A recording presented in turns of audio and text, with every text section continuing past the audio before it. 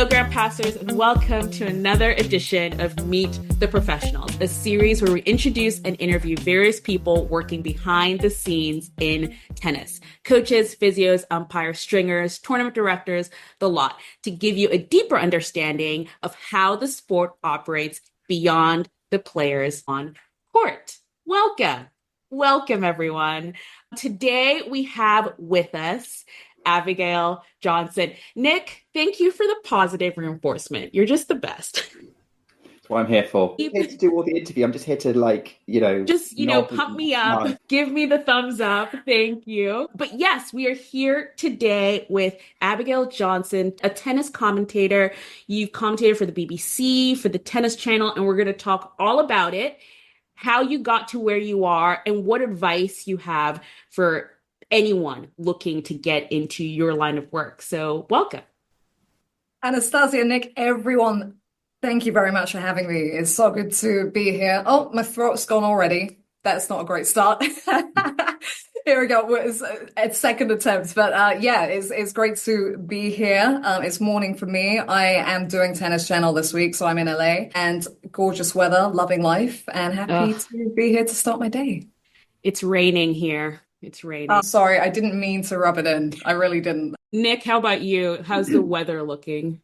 Oh, the less said about the UK, the better. Okay. Sorry, I'm back with you soon, Nick. It's all good. I know the feeling. I'm going to spend a lot of time in California anyway, so you may as well have a second home there.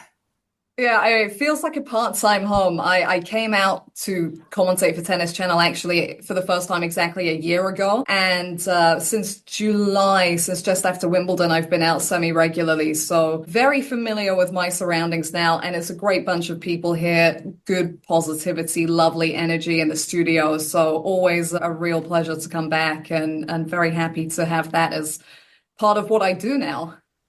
Yeah, it's crazy you say it's just a year because I've been following you for some time and I feel like you're a pro. Like you've been doing this forever and then this is just your thing, but you're saying it's just a year. So let's kind of start from the beginning and then work our way through your entire career and the future. If we can do that in an hour, we will see. But how did it all start?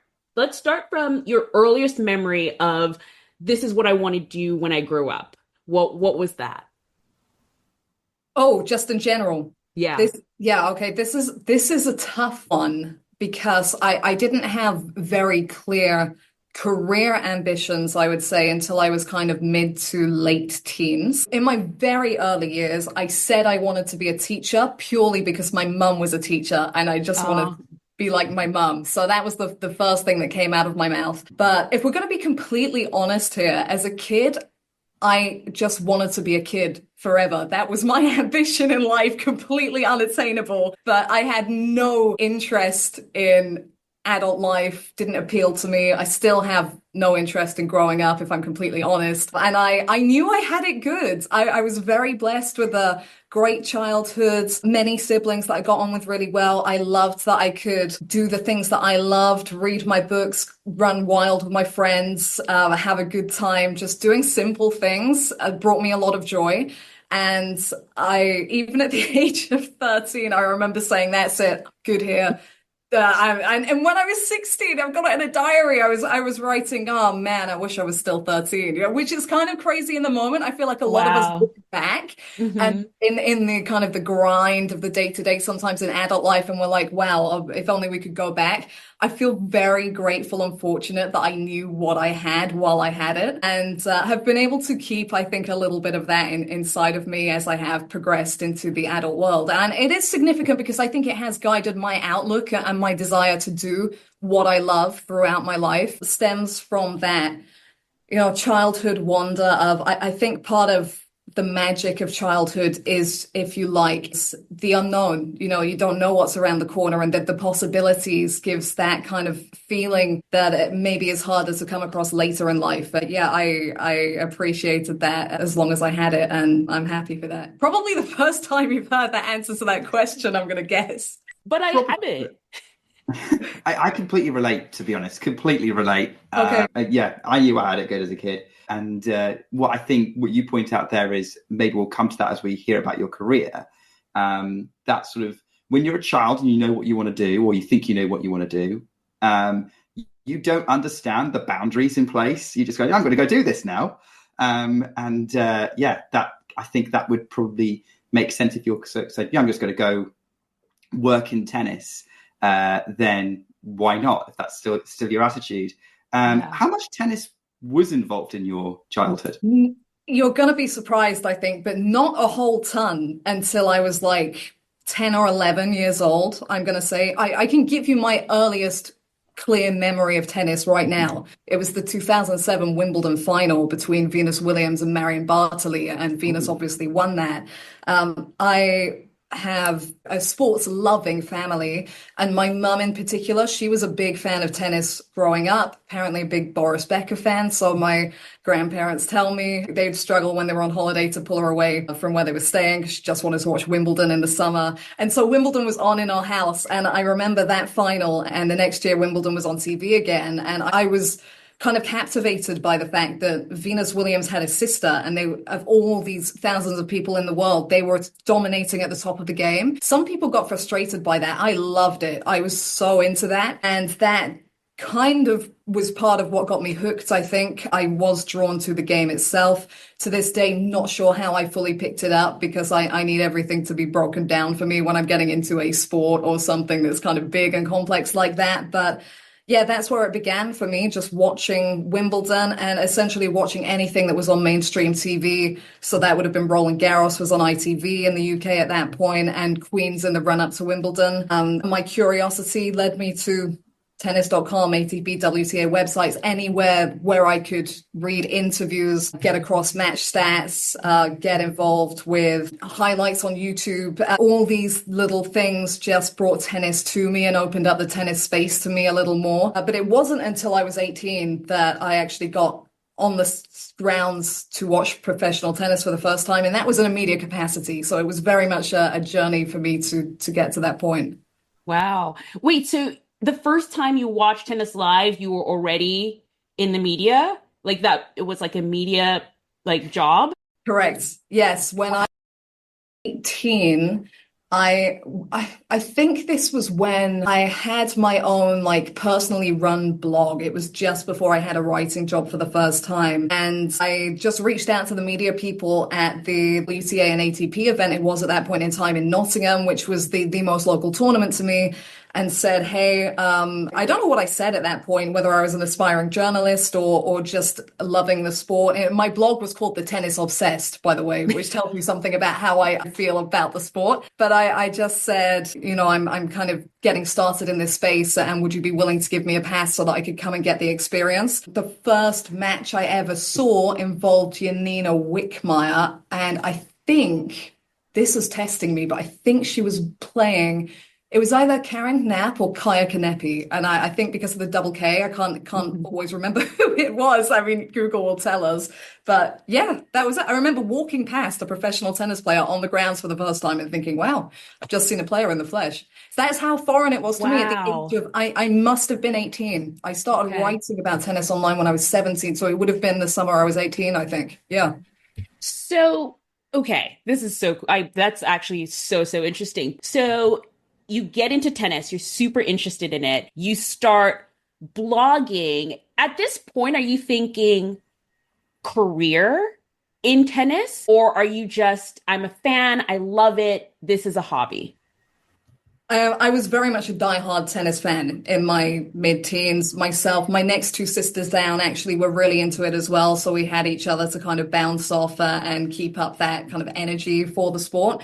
But I remember, I guess, when I was 16, 17, that's when academically you kind of have to start thinking about what's next. And as I said, I was obsessed with being forever young. So I'd not been thinking too much about what was next. And I thought, okay, well, I know I want a career, something that I'm going to love and enjoy. Academically, writing was what I was good at. And I had this love for tennis that was standing the test of time. I mean, I'd had fads throughout my life, but when I found tennis, that always just stuck for me and always has done since. So I just went out there to see if I could combine the two. I was already enjoying reading other people's work online. And it was actually, I'm not sure if it still runs. I don't think it does, but it was a website called The Changeover. And around this time, so many times, I've just been right place, right time, but they put out a post in 2014 saying that they were looking for additional bloggers. I think that those that were doing it were maybe it wasn't their main job, so they were doing other things. I sent them a very excited email saying that I would kind of love to get into the space. And I wrote a 3,000-word essay on Joe Wilfred Songa that got picked up by Sports Illustrated. They kind of promoted it on their page. Wow. And that was exciting for me to kind of see that love that I had was valued on a wider scale, and it encouraged me that there might be something there. And I think that was when I started to seriously think, okay, this could be something that I can somehow dig into. And so I guess I'm forgetting your initial question, Anastasia. I always do this, but that was what kickstarted it for me, writing a little bit regularly for them. But then the next year, when I was thinking about, do I go to university? What do I do from here? Again, just on Twitter, now X, an advert, and this just doesn't happen, but an advert for a writing job with a website called livetennis.com. And they offered me that job. They wanted me to take it full time, but it was my first real job. I didn't know about security of the contract. So I took it part-time and went to university to study sports journalism. Now, I had never wanted to go to uni because, and it all goes back to wanting to be forever young, I wanted to do what I wanted to do in life as early as possible. I don't talk about this much because I know with the age of social media, it's a little bit of a trigger for some people. There's this comparison, and if someone's doing something at a certain age, other people feel like that should be them too. Everyone's time scale is their own. I can't stress that enough, but I'm just very fortunate that I had that drive from a young age, that I wanted to live the life that I wanted to live as early as I possibly could. So I didn't want to go to uni, but there was the opportunity to study sports journalism, which was not a hugely intensive course. So I would have my long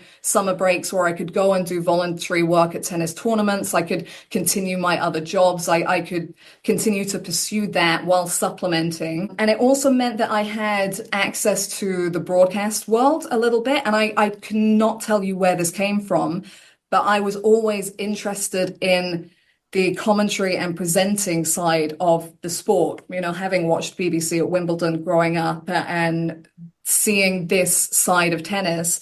And I think my game plan was, if I can be a really good tennis journalist for like 10 years or so, then maybe that will give me a road into the commentary space, because most of the people you see doing that are former players or coaches. I was neither. So I didn't know what my inroad was, apart from to show my passion for and love of the sport in whatever I had access to. And at that point in time, I think the landscape has changed a little bit with the rise in social media and just all forms of broadcasting. But my inroad was writing. So by going to uni and getting a bit of broadcast experience that way, seeing if it was something I was good at and able to keep up the writing, which got me on site at tournaments, experience doing social media writing, that all kind of started to get me going. And hopefully that answers your initial question, which I can't for the life. It more than answered the question. Okay. I was just like, that whole monologue you just gave, I was like, it's the whole essence of this series, actually. Because I love your approach to always wanting to be a child, always wanting to be childlike. And I always encourage people, I'm like, because you are right. In the world that we live in, comparisons with each other, it's hard to sometimes sort of, oh, I should be doing this when I should be doing this or not. But I always say, even if you're not where you think you were wanting to be at the moment you are, just still have that passion, still have that, energy to pursue it. And it will happen when it does, for you at your own time, at your own pace. So I really love that a lot. I could listen back to that for a while. But so you kind of gave us a little bit of kind of into actually my next question, because you say you started with writing, you go into, journalism, writing for blogs and publications. And I was wondering how that transition to tennis commentary, because like you said, what we see on the outside is people who are former players, well established in their careers, been doing it a while before they get to where they're at. And I think the feature that you have and that I've always wanted is like, you're doing it already. Like, how did you make that transition from, okay, I'm going to write and build my portfolio to actually I'm doing what I wanted to do right now? Funnily enough, it stemmed completely from what I had put out there myself. By investing in what I did, the right person, the right people actually found me. So questionable whether it was a very good online presence, but I had a strong online presence. I had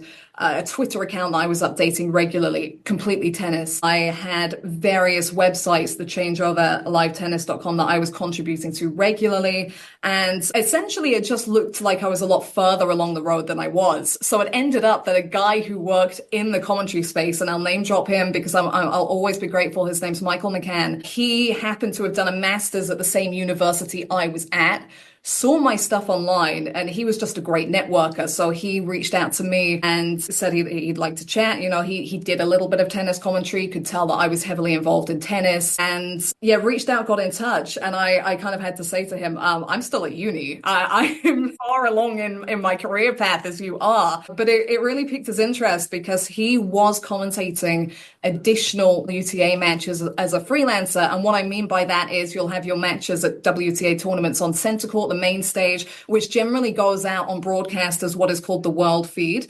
But then you have additional WTA will, for every tournament, field commentators for every singles match court. I think it's still the same. And so this guy, Michael, even though he was more working in the world of football and cricket and golf and this kind of thing, he was also doing tennis matches. So having got in touch with me, he said, you can help me with, you're going to know more about these players than I do. And when he had shifts for this company, he'd reach out and, what's this pronunciation? What do you know about this player, X, Y, and Z? And it's funny because my WhatsApp, and that wasn't funny, but my WhatsApp crashed the other week. And all of these old voice notes from me were coming back, and it really threw me back in time to where it all began. But Michael, very good of him, when he moved on from freelancing for that company, he put me forward to them because I'd been of so much help to him, and he could see the potential for me with what I was doing. Something that I completely forgot to mention, I started a YouTube channel when I was at uni, something I'd had in mind as a way to get more efficiency in the broadcast space, but also was pushed to do it because it was part of a project that I was doing at uni. And Michael rated this and saw that I could talk about the sport as well as write about it. So was happy to put me forward to this company. And the way it went was simply they had I think maybe they had 1 or 2 commentary workshops a year at that point. I and a handful of others went to one probably just before I graduated uni. And off the back of that, literally as I was walking to the train station to go home, I got an email saying, good job, we'd be willing to give you a shot. We're going to send you something. You can have a little practice at home. The way that commentary workshop worked, by the way, was we sat down, had a little chat. They showed us a few games of a set of tennis. They were like, you're now going to go into the booth and you're going to commentate that set. Came back, got feedback, and went and did the exact same thing. So they were going to send me footage to do the same thing at home. But as it happened, they had an opportunity a couple of weeks later, said, would you be down to come and do a couple matches? I was. It happened. That's how we started. That's the beginning. We were going to ask, actually, what kind of training you had to do to be a commentator. And it just sounds like it was, do you sound good when you're recording, and how much do you know about the sport, and just go? My knowledge got me in there for sure. I had to be self-confident in everything I was doing growing up, be it writing, be it the talking, broadcasting. You just have to push yourself and put yourself out there. I was able to listen back to a couple of bits from the first match I ever did, maybe a couple of years ago. It wasn't good. I didn't like it. I was really cringing listening back to myself, but you have to do to improve. I was very fortunate that that particular opportunity opened up to me to give me that first step, but my knowledge got it for me. I'm sure my knowledge got it for me, and also the potential they heard in my voice as a potential broadcast voice. Someone had come into uni when I was there, and someone in the broadcast industry, and we were doing a radio task, and I remember her, there was a group of us, and she pointed at me and she said, you've got a really good broadcast voice, which is something that's I've not got so much control over. I can work on improving that. I naturally, I mean, I've got I guess a little bit of a deeper voice for a woman as well. That works in my favor. But 100%, one of the guys, his name's Oscar. I still work with him. He still commentates. You know him, Oscar Chamberlain. He said at the beginning when you came in, could sense your amount of knowledge just from being a fan, obsessively watching everything from ITFs to challenges to ATP and WTA tennis. And while I was still a huge work in progress, that came across. So everything that I'd done off my own back, that at times I was sat there at 3 a.m. watching 4 Australian Open matches thinking, what am I doing?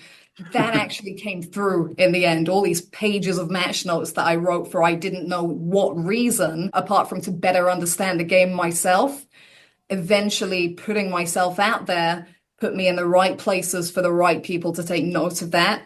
And that was the beginning of building and becoming, and still building and becoming today. You're never done. I'm still learning and still progressing. Because it sounds like you were kind of in the habit of doing the kind of things that you do for commentary now. You know, you were already writing notes for matches. You were kind of probably thinking through how you describe what's going on. And so to be able to do something that comes so naturally to you must be quite interesting.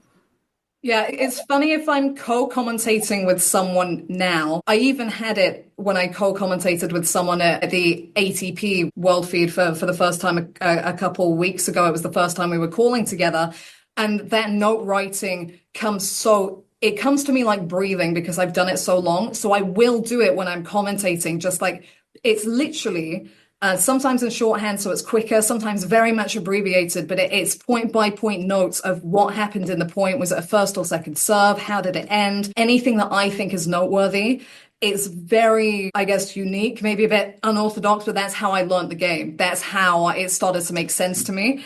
And my co-commentator said, what do you write in your notes? And it stopped me in my tracks because I don't even know I'm doing it half the time anymore because I've done it so long. My best story with that, by the way, is 10 years ago in Nottingham at the ATP, watching Alexander Zverev on the outside courts, sat very deliberately next to his brother Misha because I'd been watching him on Challenger TV and wanted to talk to him. And Zverev's dad is on the other side. And I'm doing my note taking. And when Zverev's finished winning that match, and he's my age, so I guess we would have been 18 at that point, his dad turns to me and said, what are you writing? Because he was just so curious. I was on the spot. I was like, get notes on the match. He goes, are you at school, college? Because I look young, right? I am young. Yeah. It's just so funny that he saw that because it was just, I guess, so unusual. But I'm not from a tennis background. I didn't know tennis people. So this was just my way that came to me as a writer, as someone that has to be doing something when I'm watching things. Is how I picked it up. And yeah, I did then have some of those tools to kind of keep on top of what I was doing and use that when I went into the commentary space. And now it really helps me know when to talk and when not to. As a commentator, you're part of the product. You've got to think about that as a package. How's it coming across to the viewer? A really helpful thing that I think Naomi Cavaday said to me in the early days was, a viewer, they don't come to listen to the commentary with a bit of tennis. They come to watch the tennis with a bit of commentary. And you've got to think of it as that way round. As you can tell, I talk a lot. I like to talk. And when I'm taking those notes, particularly if I do solo commentary, which I still do for challenges and for ATPs, for Tennis Channel from time to time, it gives me a better awareness of when I should actually shut up and just let the tennis do the talkings. Yeah, it's one of those things that still helps me out today. I really love listening to your story because I think it's one of those things where you formed a passion for something and all the tools that you used to form that passion and to grow that passion actually help you in the career that you then got in the thing you were passionate about. It's like, I love that story arc because sometimes I think people just don't know where to start. They're like, I really love this thing and I don't know where to start. I don't know anyone in this industry. I don't know anything. And sometimes you actually know more than you think you do. And your story kind of shows that a lot. I've seen a lot of photos of your notes and I'm always like, my goodness, like the amount of, like how much of that, because you'll take a photo, you'll post it on Instagram and you're sort of like prepping for my match. Like how it's like, I look at it and it's like, oh, that's a dissertation. The match, it's a second round match, like this tournament. How? Because I love that. And I'm going to go back to actually a point that Calvin made in the previous episode of this series. And he is always talking about how sometimes commentators, like they are part of the education process of the audience. Like a lot of times when people are watching this, like the US Open is my home tournament. So, I'll go to the US Open and a lot of people in the stands have no clue. They're like, they hit the ball back and forth and someone wins a point. You know what I mean? So how do you take that to account that not only are you commentating on what's happening in the sport, but you might be talking to an audience who maybe doesn't even know anything about the sport? Yeah. Side note, I know Calv. He's great, doing great work with Henry Patton, who's now world number 3, and working in doubles. I don't know if he said it in this context, but I wish there was more commentary on doubles. We're talking a lot about changing the format of doubles, doing this to it, doing that to it. It has not been maximized on a media front. I'd be commentating doubles if they put us on commentary for doubles outside of the Grand Slams, no questions asked. It is education. It is storytelling about who the players are, what their trajectory is. Henry Patton and Harry Heliovara have had an extraordinary run the past year to Wimbledon title, backing it up with the Australian Open, and that's just not being tapped into the way it could. That's my side rant. And then we get back to the actual point in question. But yeah, there are a few different things to take into consideration because the audience is varied. Sometimes it very much depends on who you're commentating for. And on that front, by the way, I don't just do TV commentary, I do radio commentary as well, and mainly just for the slams because there's not really the platform elsewhere for tennis coverage at the moment. That the whole product of what you're doing is different, but also, for example, when I started for ATP Tennis Radio in 2021 was the first time I did radio commentary. They used to broadcast the Masters 1000s and the ATP finals. And if you're commentating for them, you know by what the package is, what the product is, that your main audience are probably going to be tennis diehards. So the way you deliver information to them is different to the way I would deliver information if it was a grass court match on the BBC, because some of these people are only watching tennis one time, twice, like for a month during the year. So you have to take audience into consideration. But my general prep stays the same. In terms of, I don't use all of that information, but I have the information there should I need it. Fail to be prepared, prepare to fail. You've got to be willing to make those notes and do that research, knowing that you might not need to use all of it. But when you're prepared, you're relaxed. And when you're relaxed, you do your best commentary. So my go-tos, whatever the audience are, player backgrounds, history at the particular tournament, history on the season. If they've played a previous match, key statistics from that match. Everyone's different, but I'm very big on statistics in terms of reading of the game. If I have a co-commentator, there's a little bit less of that from me because their job as the analyst is to flesh it out a little bit, but I want that perspective on it. All of this helps in terms of the delivery of what I'm doing. And so I would say they are the main things. Additional to that, if I have the time, and sometimes you're calling 4 matches a day, so it's difficult to do the same depth of prep. But I like to listen to a podcast or read an interview that the player has done, which is the really important aspect of journalism still. You don't know all the players on a one-to-one basis, so you can't go directly to them or directly to their coach. That is how you get to know them as an individual. And particularly for your casuals, they are as interested in them as a person as to what's actually happening on the court in that moment in time. So it's taking all of that, being ready, and then delivering what feels appropriate in the moment. And so that's why I try to be as prepared as humanly possible for what I'm about to do. I just have a couple of questions off that. Well, a few points of that, and that number one, kind of a slightly flippant question. Do you make more notes before a match or during a match, based on what you've told us? The makeup of those notes is very different. So if I'm solo commentating, I make more notes during a match because I will literally go through pages of the point by point. But yeah, the what those notes are is very different in terms of what they're comprised of. So it's different in that aspect.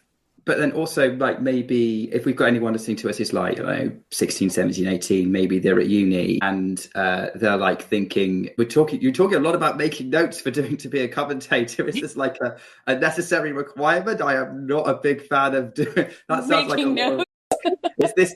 Are you unusual in doing that? Or is this, you would say that, no, this is something you need to kind of get used to if you're going to work in this industry? It's subjective. Look, the more research that you do, the odds are the better your commentary is going to be because you're more informed. Do I have to take more notes than the average person? Maybe, because as I've been digging into recently, I don't have a great memory. Even for tennis, which I love, there's only like a certain amount that I can store up here from the numerous matches that I've watched. I love making handwritten notes. It's just what's always come easily to me. So it's very hard to take all of those notebooks with you wherever you go. Some people I've seen, they have like a spreadsheet or a document and they put everything into that. So it's a little bit more, I can pick this up that I've used previously and I don't have to really go in and writing down everything that I need. If you go to Grand Slams, if you go to ATP, sometimes WTA commentary, they're very good actually in terms of doing bullet point notes for the particular matches that particular day. Some people particularly if you're a player coach with that accumulated knowledge, they might be very happy using that and using their own knowledge and away we go. It's just me. It's just me in terms of who I am as a person and what I can bring to the table. I feel so much better about what I'm heading into and so much clearer on storylines that I need to bring out if I have done all of that. So it's completely down to you. But the more prep I do, the better I feel actually going into it.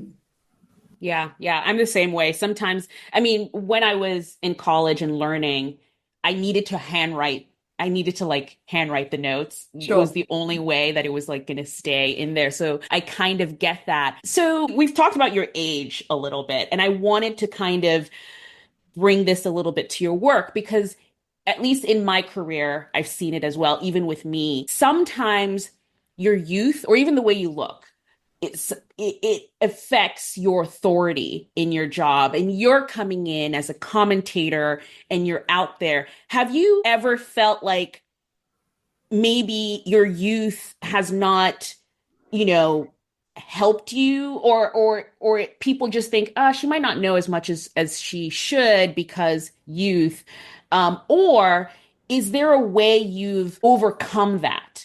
Like, in your career, because like you said in the beginning, looking at the career, the people who are there, they've been doing it for years. They're former players. So how did you get that confidence to say, you know what?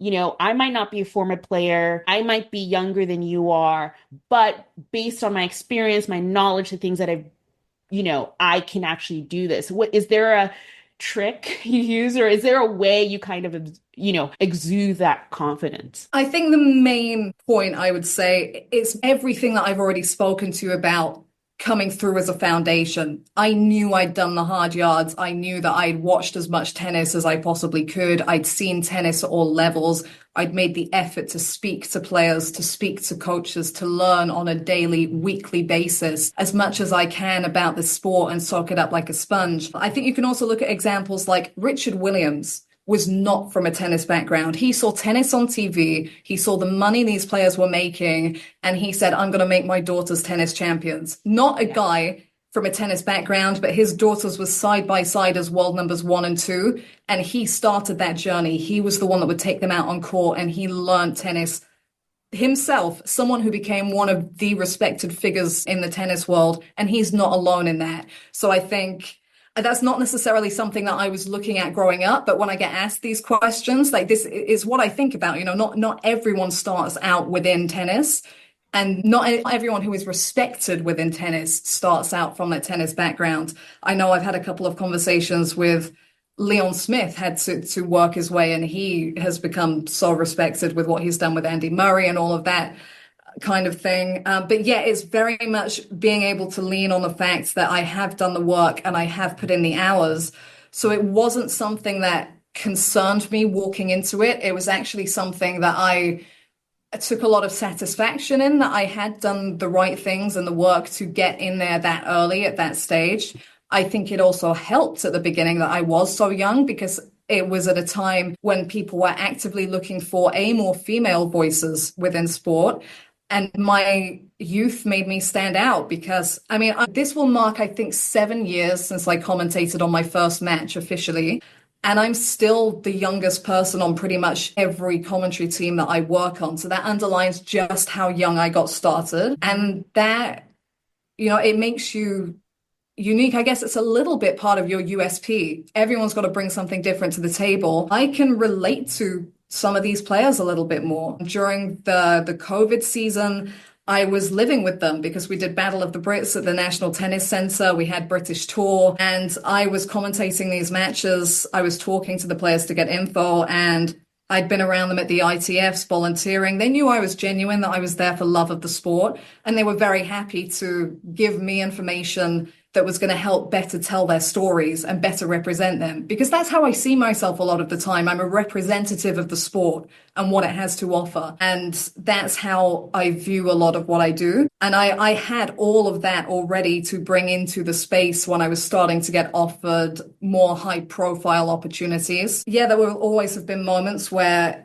maybe it's a little bit annoying. Potentially someone thinks they can kind of offer something to me that I haven't asked for just because I'm younger in the space and they see me as more, I don't know, unexpected. This doesn't happen a lot, I will say. And I am someone who still asks for feedback and wants to improve. So it's not something that really gets under my skin, but just it was something I thought a little bit about recently. Someone had said something to me and I thought, I wonder if you would be coming and volunteering that to me if I was 10 years older, or if I'd come from a playing background. Just something that was at the back of my mind. Otherwise, I think it's really served me. And it's something that I've always been very comfortable with because of the mindset I had and because of the hours that I'd put in to get to where I was. And do you think that helps the players be comfortable with you when you're talking to them? Because you don't just commentate, you also MC sometimes at British tournaments. Yeah, I think that really helps. You've spoken, I believe, to Blair Henley in this series, and she, I think, is a pro at what she does because she understands the personal element of what's going on. The players see that she is really genuinely invested, has done the work to know about them and to ask the right things. And so they are, I think it's key in terms of part of your job in that role is to bring out the player's personality a little bit. You're going to do a better job with that if you have some kind of relationship to them or can show that you've made the effort to kind of be doing what you are. You're not just some randomer who's been pulled in to do it for this tournament and this match. And Blair is just the shining example of how that should be done. I think she's one of the best, if not the best, in the industry where that is concerned. But 100%. I mean, one of the gigs that I do every year is the W100 in Shrewsbury, high-level ITF tournament that I've gone from social media and experience, watched that tournament grow, and now we have the on-court hosting and that side of things, chatting to all those players throughout the tournament. And so when we have a talk on court, it's just like the chat we were having, behind the scenes, it's just presented differently. And when there's that trust element, they are a little bit more open to have a laugh and maybe disclose some things that they wouldn't in a standard chat. So it's not something that I'm thinking about when I'm building these relationships. I'm very genuine about what I do. And the fact that they can tell that, I think, does open up the space for some nice chats when we're on the court. Yeah, because you're kind of just something that I'm seeing from your notes, Anastasia, and rely on Anastasia's notes. It's great. I'm the co-commentator who just waltzes in and kind of goes, yeah, we'll be fine. So, but like you're kind of friends with some players as well, aren't you? Or you're on teams for some of them. Yeah, this is where I mean, what I do is very unique because I'm not from a playing background. I'm not from a coaching background, but having spent so much time around these players in situations I've just mentioned and being the same age as a lot of them, having grown up with them a little bit. One of my best friends, Maya Lumsden, we met when she won the event in Shrewsbury when it was a 25. She came through qualifying. I was doing the coverage. I think we developed a big respect for each other and what each other was doing during that week. And the friendship organically followed on from there. An amazing journey where she's got herself into the top 100 of doubles, and now she's playing all these Grand Slams while I'm commentating on all these Grand Slams, and we started at ITFs. So when you have shared journeys like that, and I have it with Sonai Kartal as well, who's in the top 100 in singles, yeah, it's so special. But it also does open up other opportunities in that, you know, Maya's on the double scene. She doesn't always have a coach traveling with her. If I have a free week and she's on the road on her own, she might ask me to go out with her for a week. I went to, I think, France and Spain with her last year. I'd say when I do this, and I've done it for my friend Katie Dunn, who's injured at the moment, all well wishes to her. She's going to come back and give it a go, and we're pulling for her. Marnie Banks, I traveled with for a couple of weeks end of last year.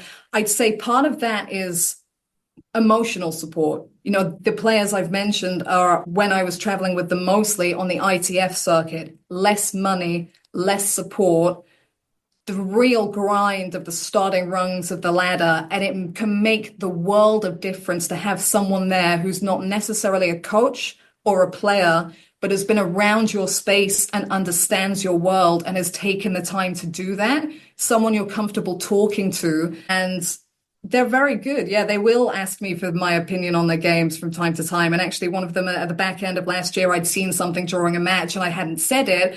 And she was like, why didn't you say it to me? And part of me was like, because I'm not a coach and not a player, there is still sometimes that little bit of doubt. If I'm wrong, I don't want to be the cause of you doing something incorrectly and potentially losing this match. But they really have seen the way that I've worked and have faith in my ability to read the game and understand them and their different personalities. So yeah, I can't claim to be a coach, especially when I'm with them, although I will help tactically or give opinions on their game if they ask for it. One of those players as well, I was actually working with her coach back home to kind of work on things and relay information and that kind of thing. But yeah, that emotional side of things is really important because the mentality is as much a part of the game, if not more so when you go up the rankings, as the physical. And having been in their world and seen things from their perspective, that's something that I can understand in terms of what they need in that regard. And so I would say that's probably the biggest part of what I do when I'm traveling with them. And you see that in, like, I think on the tour, like all over, like any relationship with the coach, a lot of it is kind of that, or anyone on the team, sort of that kind of support is clear for a player. Like quite often you'll get people like established tennis fans going, why is this person still with that coach? It's like, it's not just about what they're doing for the game. It's kind of that emotional support as you've talked about, or why is that person always traveling around? You know, what they provide is really, really valuable in that sense. And it also makes it an interesting part of those players' stories to get to know the people around them as well and the influences that they have. You keep on talking about, you're saying that you're not a coach or anything like that. I've got to ask, have you tried to hit with these players? Have you ever had a go at playing the sport yourself? Okay. My claim to fame is I warmed Maya Lumsden up for a title win. It was on the UK Pro League in 2022, and she couldn't find a hit prior to the match. I was there commentating. I just went down and hit with her for 10 minutes. And that was when I was at my most confident with my game, I will say. My playing history is that I was watching the sport before I was playing it properly. I used to go horse riding with my sisters when we were from the age of about 11, I would say. And that was quite expensive. So that was kind of what I did on a sporting front. Like it didn't leave a lot of space, time, money-wise for anything else. The moment we stopped that, we started tennis. So I started late. I was 15 and I was wild at first because I'd been watching the Williamses and I just wanted to whack the ball. But then we learned the right grip and the way to go about things. And my serve was probably better when I started than it is now, maybe 100% so actually. But yeah, I actually sometimes find it easier hitting with the pros because there's no pressure on me. Like they're elite, I am not. So I'm very loose, or have been in the past. Something happened that made me tighten up at the end of 2022, and I've never fully overcome it. But different story. We don't need that one. Obviously Maya was not hitting at her highest kind of velocity, but I was able to just get her kind of swinging ahead of the match. Katie, I hit with for the first time, Katie Dunn in 2021. When she served wide to my forehand, which is into my slot, I could return it down the line. If she served into my body or my backhand, and I'm giving all my secrets away here, but no chance, no chance.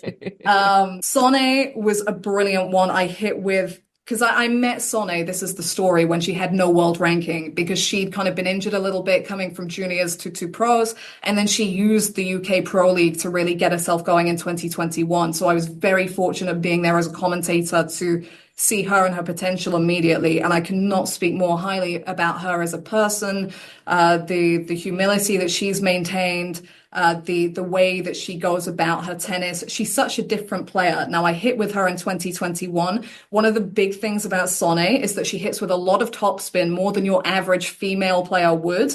She had to strip it down to probably 10% of her topspin in order for me to rally with her. I said to her at one point, hit your proper ball, and it was up above my shoulder. Like I could not deal with it.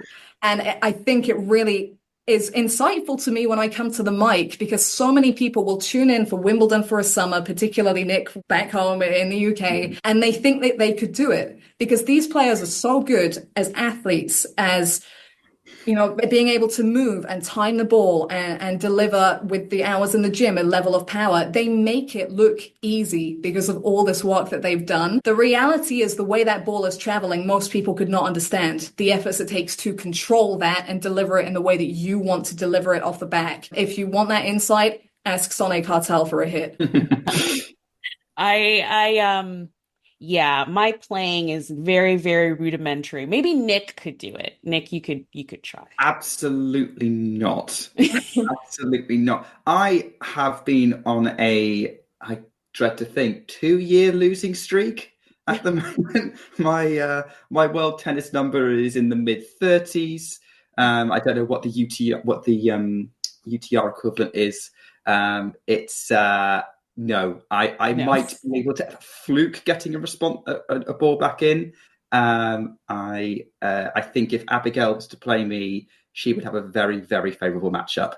Oh, well, I mean, Abigail's not hitting at the moment. I probably haven't hit this year. So this is the nature of what I do and traveling around as well, is that unless I'm maybe home for a week and taking my younger sister out to hit, the hits that I can get are with players that I know. And I just shout out to Katie Swan and I hope for a lovely comeback for her. She, in 2022, when I was staying at the NTC, I just messaged her and said, I haven't hit for a while. Would you mind giving me 5 minutes? Like I've seen you on the schedule to practice for the next day. She gave me, I think, 20 minutes of hitting with her, first with her coach, Alex Ward, and then with her. And Jamie Delgado was on the next court and gave me the vote of confidence. So that was huge for my belief in my ability up until I lost it at the end of the year. But I couldn't go without shouting out Katie because that was truly lovely of her. So yeah, just the passion for the sport and getting into this space has opened up some good opportunities there. We have a few, last few questions here, but you just mentioned something that I didn't even put in here, but I'm very interested in because, okay, so you live in the UK. You're currently in California for Tennis Channel. Before that, you were in Australia for the Australian Open. You almost have the same life of traveling around. You've been in California twice this year already, gone home and come back. What is that like traveling now for your job? Is that something you enjoy now? It's just part of your job. Nick, did you want to add to that? Throw in a question, just because obviously this is meeting professionals and getting to know it. Is that normal for most commentators? Yeah. Good question. I would say not these days. Back in the day, maybe 10 years back, pre-COVID, it would have been because a lot more was done on site. But to reduce costs and to be efficient with where people were, a lot of stuff was moved to studio throughout the year when things were coming back from COVID to make it doable. And because that was a manageable situation, it stayed that way. So letting you into trade secrets here, but ATP commentary throughout the year is done from the UK. WTA commentary throughout the year on a world feed level, this is done from the UK. And the reason I come out to California is, and they're not secretive about it, a lot of the Tennis Channel commentary, although I'm doing an event on site for them because they have the access later in the year, a lot of the Tennis Channel commentary is done from the studio in LA. How fortunate am I that their studio is in Los Angeles, California? Give me that sunshine, you know? So that's why I do a bit more travel, because I am obviously coming out to the studio out here. But if the main element of your job is commentating WTA and ATP, you're not going to be traveling a lot. You're going to do a lot of that from England. And the other thing is, I've been very fortunate the last couple of years to commentate on all 4 of the Grand Slams. The Grand Slams generally is the one gig that is still on site at the tournament, because I'm doing radio, or, you know, the world feed TV stuff is generally done from there. Therefore, I do get to travel for those events. And in answer to Anastasia's question, I love it. I spoke about wanting to be forever young, but one of the dreams I did have, if someone asked me about the future, I remember saying at the age of about 16 or 17, I said, I can't see what I'm doing, but I see myself traveling all the time and never really stopping in one place for too long. That was how I felt I wanted to live just as a human being. I didn't see a lot of the world when I was younger. I'm from a big family. And this played a little bit into why I hadn't seen tennis actually until I got there in a media capacity, because to go to Wimbledon, it's expensive. It was a long way down the country for us, and sharing the love of the sport with my siblings, I didn't actually want to go if they couldn't go with me. So I finally, when I got into the media space, you know, that was my job. So that was my purpose for going. And it was the same with traveling. You know, we would holiday in the UK. It was more convenient. We enjoyed it. It was cheaper. And so I didn't travel abroad until I got my last minute first commentary gig for the 2021 edition of Roland Garros. That hop on the plane at the age of, how old was I? 24? The first time I'd gone. So I feel like I'm making up for lost time with that. And is it tiring? Yes, the more that I do of it in close proximity. I mean, I went Australia to England, England to California within the space of 4 days, 5 days last month. And that was tough. But again, everything that I do gives me that insight when I'm on the mic. I understand what a grind it is for these players to do what they do physically and mentally and go tournament to tournament, stay on the road for as long as they do. And there are positives of it and there are negatives that you have to combat as well. And I really do now appreciate even more than I did before what they go through on that front in terms of the makeup of their job. Yeah. Nick had this question, which I loved, because I just want to know, sometimes I have a conflict with it a bit, but do you just watch tennis for fun, or is even the commentary fun? You know, if you had to, you know, no names or anything, but have you ever just come across a list?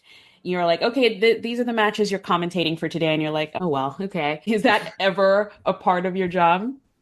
I think with every single job, however much you love it, depending on your fatigue levels or how adequately you feel just in your own body for the day of work that's ahead, you can have that day. I'm not immune to it. I'm not naming names, but if I see a player who is prone to playing a 3.5 hour match and I've had 3.5 hours sleep, you take a deep breath and you have a couple of coffees and you think, okay, here we go now. But I'm just really fortunate that I still love the sport so much. I remember when I was just getting started in the media space and I was doing a lot of writing, and I almost burnt myself out. COVID, in a way, was at a horrible time for me because it stalled my progress, but in a way, it was at a good time because I remember writing in my journal at the beginning of 2020. I was working a junior tournament in the UK at the same time the Australian Open was happening in Melbourne. And I wrote in my journal, I feel guilty for sleeping, and that sucks, and it shouldn't be a thing. Like, that was genuinely how I felt at that point in time, because I also had this need to, I'm not from a tennis background. I need to see every single match, which I didn't need to. But in that moment, I felt like I needed to. And my sister said to me when I was just getting started and working full-time hours, as it turned out, for my writing job alongside my uni, she said, it's not going to be fun anymore if you do this full-time. It's not, you know, you're not going to enjoy it anymore, because we had a great time talking about it as fans. And there were probably moments where that stress overrode the pure enjoyment of the sport that I'd had before. but I've come through that. We're constantly learning in life and trial and error sometimes. And I had to go through some of those things to learn the lessons from it. I still accumulated knowledge from it as I went, but I'm now in a place where, I'm working regularly. I understand what is required from my job, that, I am going to do specific prep for specific matches, and my base tennis knowledge is good enough that I don't have to watch every single match of a player who's ranked inside the world's top 10.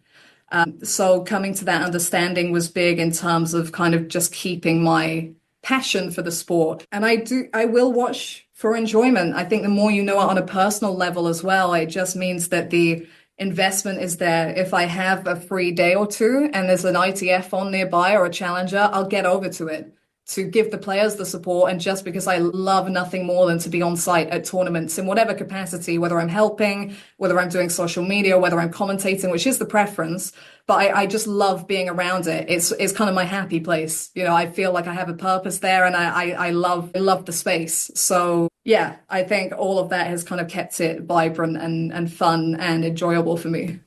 Yeah. Yeah. Okay, last few questions here then. Future. Let's look towards the future. Do you see anything yet, or are we still in the moment in terms of your current commentary career, or are there things you're looking forward to maybe going into in the future? I think within tennis, I've always been open to branching out a little bit, which is what has brought so many of these kind of different, unique opportunities to me. Early in my broadcast career, I got people contacting me asking if I would commentate on women's football, for example, or this sport and that sport. And I would decline because I felt like other people could do a better job than me. I didn't have the passionate investment to actually want to cover those sports to the level they needed to be covered. Because for me, it's always gone the way round of I'm doing what I do because I love tennis. I don't love tennis because of what I do. So I'm fortunate that I enjoy and I have a passion for the broadcasting, but I still do bits of social media. I still do bits of traveling with the players, anything that can keep me within that tennis world. So I'm very much looking to give of my best to whatever is on my plate at any point in time. I've put myself out there relentlessly to get these opportunities that I now have. I'm very happy with how that's built up. I feel like we might talk a little bit about this before we end, but I just earlier this month found my notes folder is a glorious place because I write all sorts down in there. But I found a note that I'd written in my notes folder exactly 2 years ago that said, I feel like I'm getting so little for my energy work-wise. And I don't know if I was putting my energy into some of the wrong places, but I just felt like it wasn't coming, it wasn't happening. And it was very nice to see that because I can look back now and see how it naturally did build up as I was going about everything, doing the right things, giving 110% to everything I had, whether that was preparing for matches or doing social media or whatever I was doing. The last 2 years since I wrote that note, I've commentated on all 4 Grand Slams, which was a first for me. And that just naturally came with the process of doing whatever was in front of me to the best of my ability. So having said that, I'm really invested in giving of my best in the commentary, whether that is at challenger level, and I'm going to do more challenges. I'm really pumped about that because I want to tell those stories and be across that landscape. Doing Tennis Channel regularly is big for me. And actually, Tennis Channel is opening up the opportunity to do more in front of camera. I don't have nowhere near as much hosting and presenting experience as commentary itself. And I am interested in that because it just opens up my opportunities. I freelance. I've got to keep my calendar booked up.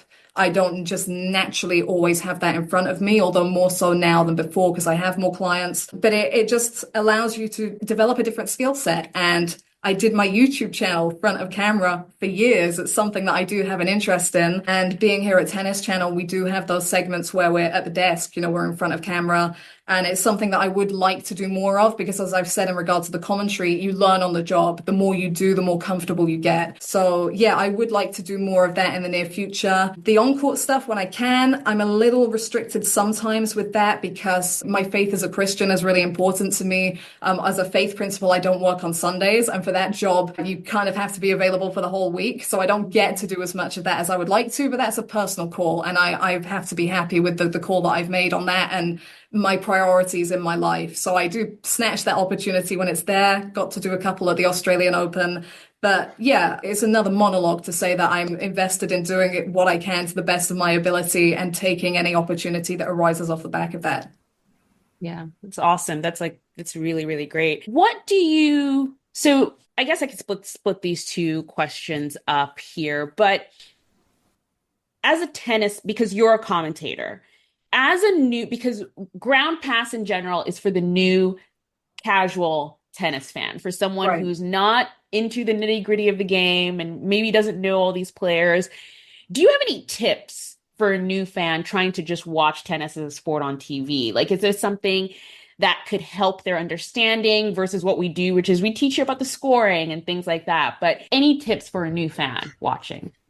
I love that from you because when I started my YouTube channel, that was one of my ambitions to make tennis more accessible for people starting out following the game because I can't for the life of me remember how I got into and managed to start following tennis apart from what I've said about looking at live scores and this kind of thing. I guess maybe if you're into stats, that might help if you have SofaScore in front of you, which is an app I use relentlessly for stats, or the live scores on the WTA and ATP website, and you can kind of see those percentages and statistics ticking over and see how that fits into the match itself. If you are interested on a strategy front, that helps me. It might help you. But do you know what? Just immersing yourself in it when it's in front of you. Google the player that you're watching, see if they've had any interviews recently, or if there's anything about them online that's going to kind of interest you in terms of who they are as a person. Yeah, it's an interesting question. It's not one that I've thought so much about before, I would say. But yeah, the more that you can do to kind of give you an interest in what's in front of you, the more of it you're going to watch. And then I think, like most things, doing the commentary, being in a certain country and picking up a language, you pick up more of it as you immerse yourself within it. And if it's a little bit overwhelming at first, just push on through, have it on in the background, and it, like a language, it becomes more familiar to you, I would say. So I don't think that's the best answer to that question, but hopefully there are little bits in there that might do something for someone. Yeah, totally. No, that is what I always tell my friends who are new to it. I'm just like, they'll come to the US Open with me for one day and be like, I didn't understand anything. I'm like, well, you're not in one day. Yeah, One day it's not going to happen for you. By the way, sorry for all the noise. If you can hear it, it's New York. So there's banging on the roof and there's sirens outside. Oh, it's good. I love New York. It's my favorite city in the world. So we'll have those car horns all day. Thank you. Oh, yeah. There we go. Okay. Final question for me anyway. Nick might have something at the end, but so again, the main thesis of this series is I'm new. I really have a passion for tennis and I want to have a job in tennis, but I don't know where to start. I don't know what to do.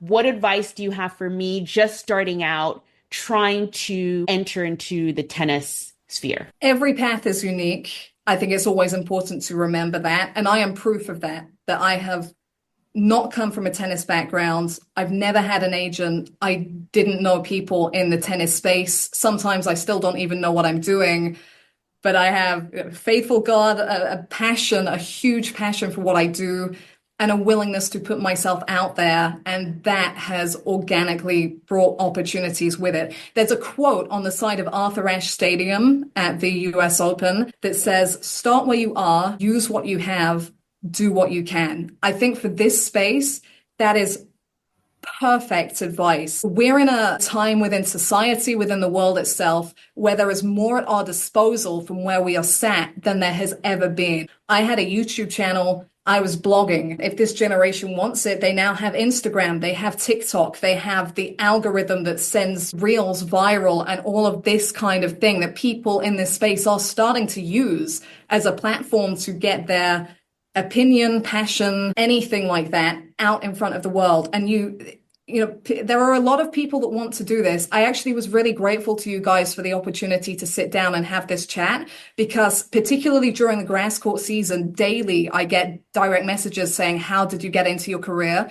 And I feel bad, but often I just don't reply because I know I can't reply to all of them. And it's one of those things that's a little bit, it's going to be so specific. People want specifics in terms of what they're doing and all of that kind of thing. But I think this rule stands for every single person. Start where you are, use what you have, do what you can, because you have the tools to put yourself out there. And a lot of people want to do this. People are not going to come to you. You have to show that you're passionate about it and that you have something to bring to the table, whatever that might be. And if you do have that USP and if you do have the passion, the second thing I would say is trust the process. There have been many times where I could have stopped trusting the process. I would take you back to 2021, I will say. And off the back of COVID, I lost my momentum commentating WTAs. I wasn't getting jobs there anymore. The only jobs I had, they helped the players. They helped me too. The UK Pro League. I was commentating for them, and that was it. I had no other work. Within the space of a week, I lost all my jobs for the grass court season as well, for various reasons. And that was the first time I cried that whole COVID period, because I just thought I'm losing everything. And there was a day towards the end of that week where I remember I was going on a walk, and it was literally last shot for me. I was thinking, what are my options? How am I going to keep this going? Where do I go next? An hour later, I got a call from an unknown number saying someone's got ill at Roland Garros. Can you come out and commentate? Roland Garros. I'd gone from nothing to my first Grand Slam in an hour. And it was because someone had noted the passion and the work ethic and everything that I'd done to that point to say, Abigail's probably available, give her a shot. And it still moves me that it's a point I can look back at. And I felt like everything was gone. And suddenly I was on top of the world. And it was everything that I'd done to that point. I actually found, again, in my notes folder, I'd written the day before, be patient, hang on, the opportunity that God has for you might not be available yet. And then that happened the next day. I mean, mind blowing. Within the next few months, I'd commentated a Masters 1000 for radio for the first time, and I was on a plane off to commentate on the Australian Open. Keep going. If you're really passionate about that, hang in there, because you do not know, and this is true of life itself, guys, as well. You do not know what's around the corner. You have no idea, and it could be the best thing. So I think it's always important to remember that if you're passionate about something, don't let go. Well, I have nothing else to say. I'm just going to try not to cry. Is what I'm going to do, is just try not to cry. Well, you do that, Anastasia. Amazing story, Abigail. Like, you're clearly very blessed to be here and still be doing this and doing what you love as well. And it's great that we're all here because we love tennis. And I guess I had two questions. One of them is eluding me right now, but the one that's still stuck in my brain is we're all here for the love of the game. That's why we do what we do. Obviously introducing new people to the game. We're also trying to get people to go to tennis and watch live tennis, not just watch on TV. Sure. And appreciate some of the stories of players that might be coming up. Our claim to fame is that we called Rebecca Shramkova and her rise up. We did back in Rome. It was like, we do a thing called Player of the Fortnight, where we say which player outside the top 10, or is it top 10 or top 20? Top 20. Top 20, caught our eye these last 2 weeks, because they're people you can go and watch on a ground pass. I guess my question to you would be, who are you if you've got people listening and say, I want to go to tennis, I've got a ground pass. Any players, male or female, that you're not going to see on a big court that you should go and check out, either because they're up and coming or they're a great watch? Wow. This changes on the regular, because do you know who I was watching on an outside court at an ATP Challenger last summer? João Fonseca, who's now widely heralded as one of the next big things in the game. Also shared a car a couple of times with him and his team. So that just shows you how quickly the landscape moves. I want to shout out ITFs to everybody listening. I met Sonny Cartel at an ITF. I met Emma Raducanu at an ITF. I saw Jack Draper for the first time at an ITF. Free entry events. You can assume if you see that there is an ITF in a location near to you, it's going to be free entry. You are going to be able to get in and watch those matches. And if you're not able to get in for free, it's going to be a very small fee compared to what you're paying to go into those bigger events. Think about these tournaments and the opportunity of going, because you are going to see someone or some people that are going to make their way up to the top of the game. And they might only just be coming through right now. or there might be someone that's dropped down. Andy Murray played a couple of ATP challenges a couple of years ago. I was sat on the grass courtside in Surbiton because I had a job there. And he's like a couple of meters away from me at the baseline on that same grass that I'm sitting on, you know, two-time Wimbledon champion Andy Murray. So this is the kind of access we're talking about. People would have been paying, I don't know how much to watch him at Wimbledon a few weeks later. And you could have got in for grounds pass money to watch him at the Challenger. So I would say first and foremost, look for those tournaments. In the UK, Nick, where we are, so many more ITFs and Challengers throughout the year. We've had about 7 already, and we're in February to begin this season. They've been right the way up the country. They've been South, they've been Midlands, they've been Scotland. It's been phenomenal the way that they are building that up. So I'm sorry it's a little bit of a different answer, but I would shout out those tournaments more than I would shout out particular players, because things are changing so quickly that there might be another name even by the time this podcast is out with the world. And so, yeah, just if you get on the grounds at a Grand Slam or a big tournament in those early days, there are going to be so many players worth watching on the outside courts. And shout out to my girl, Sonny Cartel. She's playing Indian Wells in Miami next month for the first time. She just touched down here in California. So nice. if you can get behind her, go do that. Go watch Sonny on the ground pass at Indian Wells, which is, we've just done our podcast. Well, as of recording, we've recorded our podcast giving you a guide on how to watch. So actually, I think this will go out after the event. After, yeah. But yeah, I think what you say is really important. And, actually on my list of tournaments to go visit, because I haven't yet, because for whatever reason, something has always come up on the weekend that it's on and I can't go. But it's the ITF in Shrewsbury. I live in Stoke-on-Trent. I live an hour away. I could go, and something always comes up that means I can't go. And it's really annoyed me for the last sort of 2-3 years that I've known it's there. Nottingham 250, that's, again, this is like the 3rd year in a row I've gone, I could go to the Nottingham 250. And something, I've now been told that there's something on the weekend that I want to go. Ilkley Challenger, I really want to go there because that's such a fun event to me that you've got this. Well, I'd say some fairly well-known names, if you're a tennis fan, taking part in a tournament that happens in the middle of nowhere. And like you say, they're really affordable to get into. You'll recognise some players, you'll see some up-and-coming stories, and you'll see a lot of really, really good tennis, which is the point. And UK Pro League as well, which is not something that we've mentioned because it's very UK-specific, and I don't know if a US equivalent exists. What is UK Pro League? Because you've mentioned it a few times. What is it? Unfortunately, it's more of a case of what was UK Pro League at the moment. Oh, no. It hasn't run this season, but the whole concept of it was that it was a domestic event. So it was Brits only, or players that were based in the UK.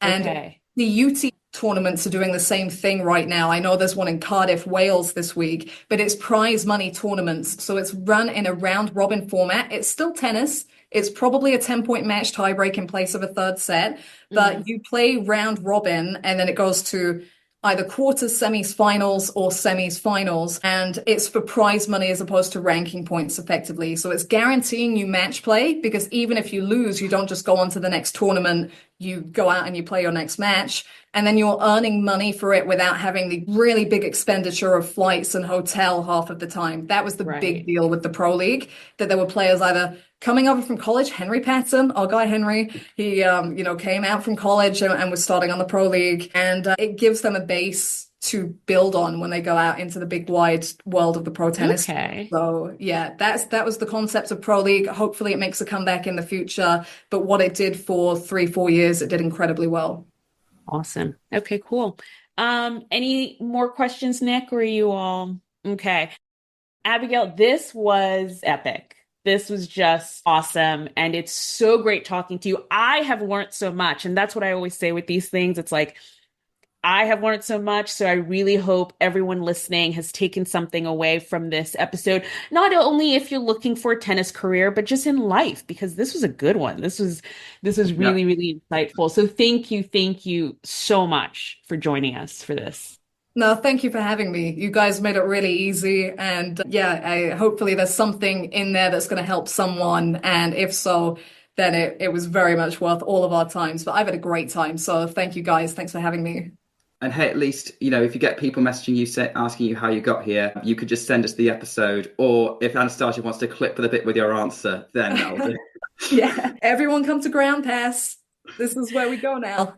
This is where we go now. But no, I will be doing a lot of clipping. Maybe I might, because this just behind the scenes for everyone, when we first thought of Meet the Professional, I didn't know what the cadence of it would be. But right now it seems like we're going to be monthly. So we had Blair in February, Calvin will be in March, and you are the April episode. And get ready to be spammed with my clipping. I will clip this podcast so much. But no, this was really, really great. So thank you again for joining us. And again, if you're watching us anywhere, like, subscribe, do all the good things, share with friends, leave us a comment or note with any questions you might have, and we will see you somewhere on the grounds.